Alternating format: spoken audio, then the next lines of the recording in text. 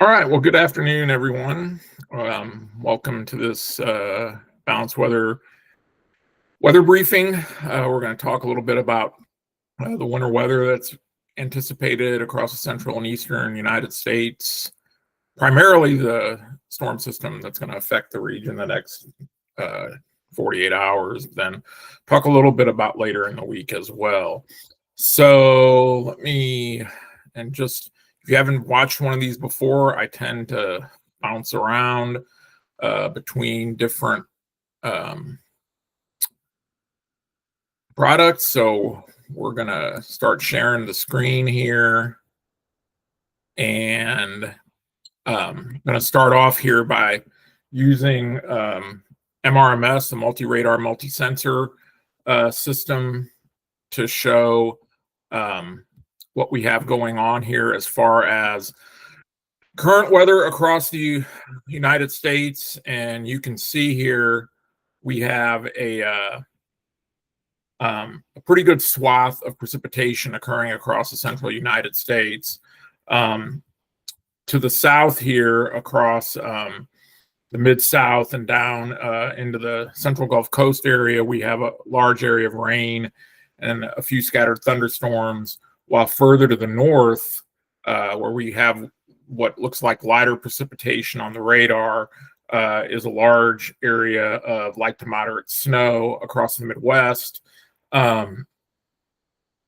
Snow generally is not picked up as well by radar because it's not as reflective as raindrops, hail, that sort of thing. So even heavy snow tends to look lighter than rainfall on radar. And so most of this area up in here has been seeing light to moderate snow from St. Louis over to Kansas City, and then up across central Illinois, parts of Iowa. It looks like the heaviest snow so far this morning and into the mid-afternoon hours has been along and north of the Interstate 70 corridor here in eastern Kansas and across Missouri into parts of Illinois, where we've seen it looks like fairly widespread 2 to 4 inch snow amounts, particularly from the Kansas City area east into north central Missouri. And this snow is continuing now to spread east toward Indiana and Ohio. And just for reference, the little dots you see here, these are observations from MPING, the NOAA National Severe Storms Lab citizen science program, which enables you, if you have the app or if you have RadarScope, you can make reports of what sort of precipitation you're seeing and what sort of impact. So you can see we have a lot of snow reports here across the Midwest. If we look further to the south, you can see a couple of reports here, freezing drizzle. A little suspect of that. My guess is it's probably more likely sleet, which is what we see reported here. From having been in the South working meteorology for a long time, I know that Southerners aren't always as familiar with the precipitation types as folks farther north, and a lot of times sleet gets reported as freezing rain or freezing drizzle. But there have been some sporadic reports of sleet down here in the Mid-South, but for the most part, temperatures in this region are above freezing, so the impacts are pretty minor. So I want to look next. So this storm system is really just in the development stage. And so I want to take a look at how it's forecast to evolve here over the next 48 hours. So I'm going to utilize, just for kind of demonstration as far as what's going on with the overall weather pattern, I'm going to use the high resolution model, the surface chart and forecast precipitation from this model and then we'll look at some of the ensembles to try to get a better idea of the details of the forecast. But just to give you an idea of what's going on here, we have this developing low pressure system across the across the center of the United States. And you can see here, this is the forecast for 5 p.m. Central Time. And you can see the area of snow the model has across much of Illinois and into northern Indiana, with the rain and thunderstorms that we saw along the Gulf Coast and Mid-South continuing to slowly move east. As we go into the evening hours, by 10 p.m. tonight, you can see snow continuing across in the model from eastern Missouri across into the lower Great Lakes region, with rain continuing in the Tennessee Valley and down toward the Gulf Coast. And as we get toward,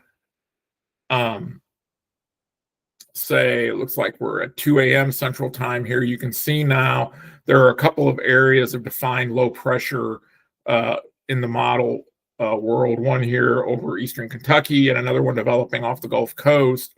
As colder air is wrapping back into the system on the northwest side, the rain has changed to snow down across Kentucky, with snow continuing up into the eastern Great Lakes region, while widespread rain and some thunderstorms are occurring farther to the south. You can also see and hear some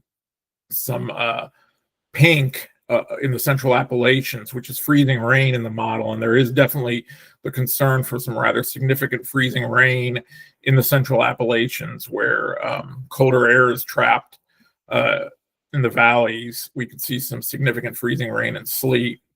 As we go through time, this low pressure system continues to develop and slowly move east. And eventually what we see happen as we get toward mid-morning tomorrow, a new low pressure system starts to develop farther to the southeast as snow continues to spread northeast into northern New England,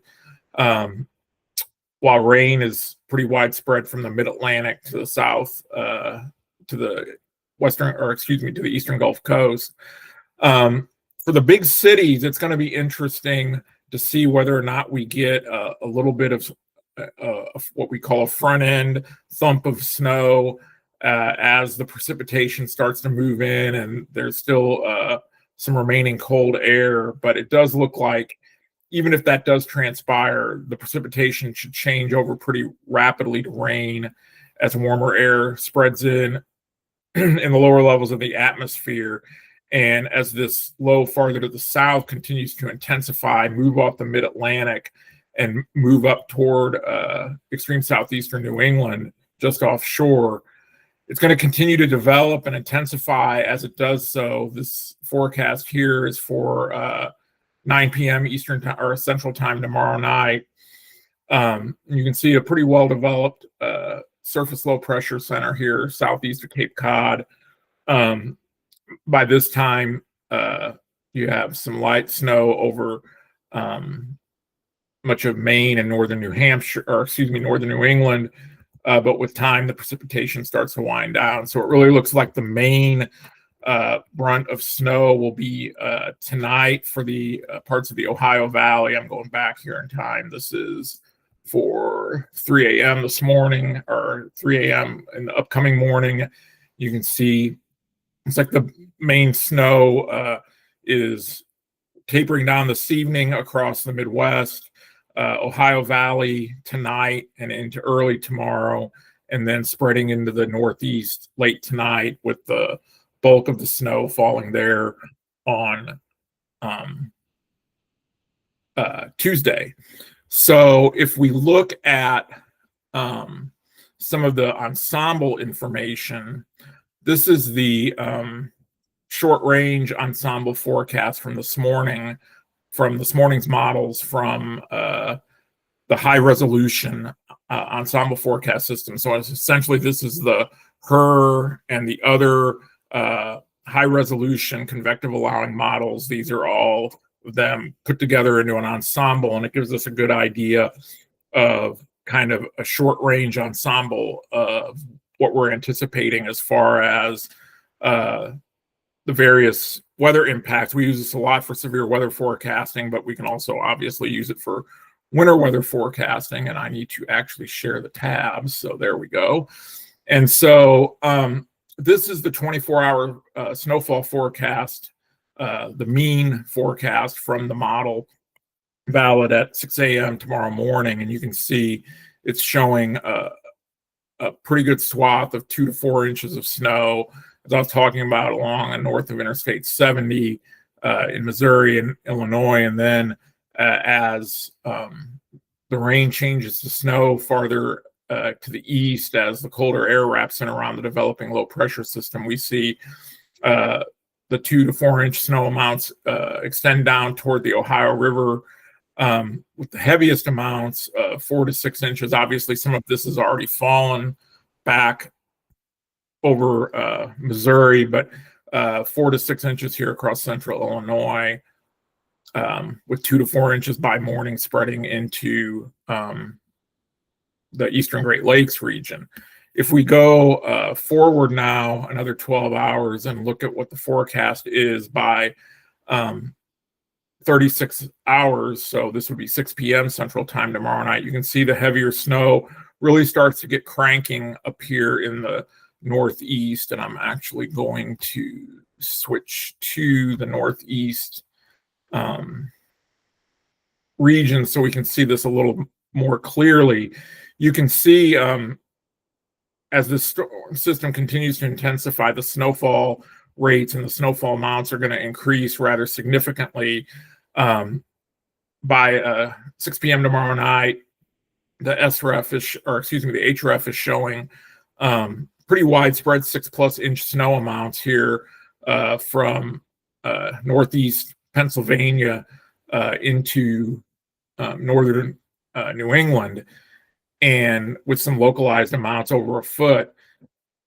But you can see that it's pretty much all well inland, away from the major cities and away from the I-95 corridor. Like I said, it will be interesting to see whether there is a burst of heavier snow right at the beginning of the snowfall, or excuse me, at the beginning of the precipitation as it moves into the region. But it does look like, for the most part, the overwhelming bulk of the accumulating snow with this system is going to occur farther inland and in the mountains of, upstate New York, New England, and then up into Maine. If we look at 12 hours from here, you can see this pretty much will encompass the entire event here for the Northeast, and you can see widespread 6 to 12 with some fairly substantial areas here in the mountains of New Hampshire and Vermont of snowfalls totals in excess of a foot. I do want to just real quickly talk about severe weather.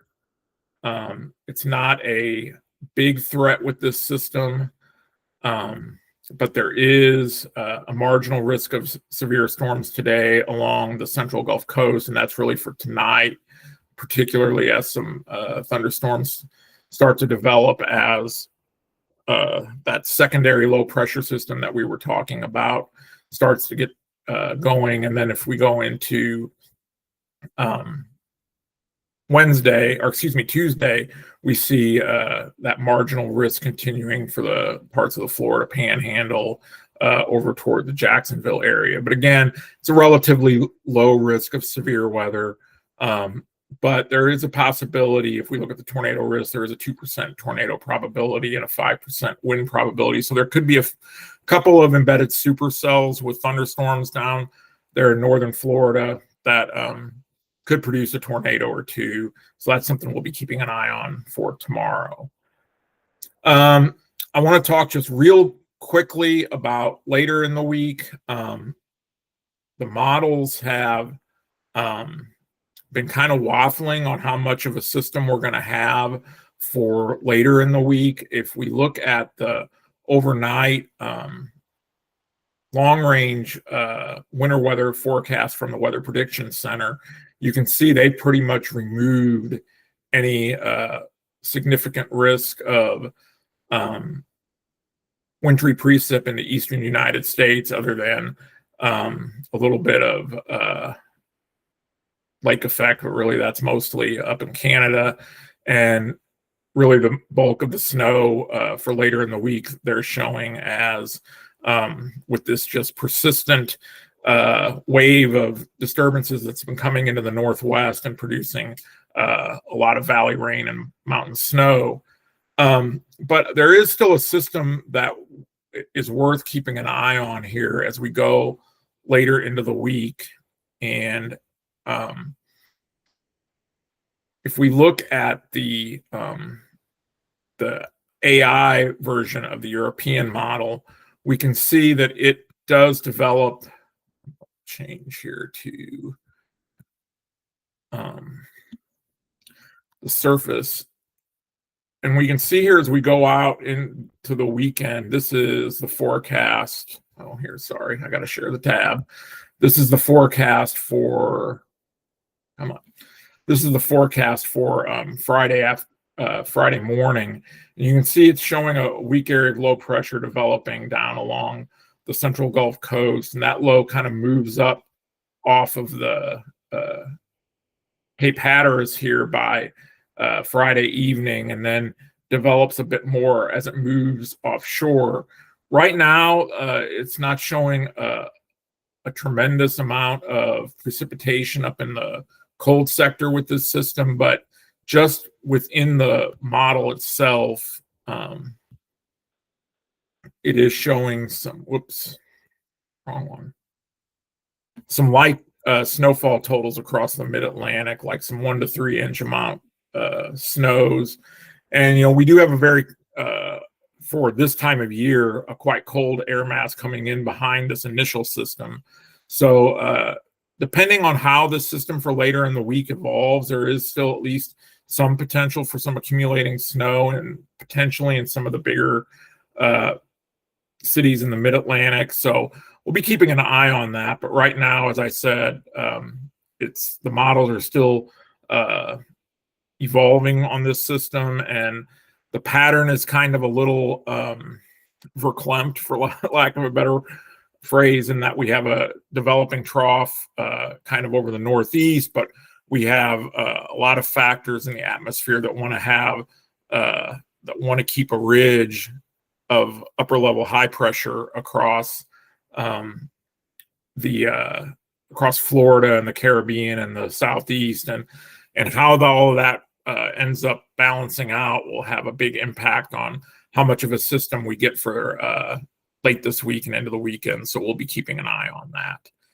So that's all I've got here for this afternoon. I'm going to stop sharing, and hope you all enjoyed this. It's always a little bit of an experiment doing these briefings, hoping to continue to get the methodology nailed down. But as always, if you have any questions, feel free to post on the comments if you're a paid subscriber, and hope to be doing more of these in the future. And we'll be back tomorrow with a regular newsletter briefing in the morning. So hope everybody has a great rest of your day and evening, and thanks again for supporting Balanced Weather.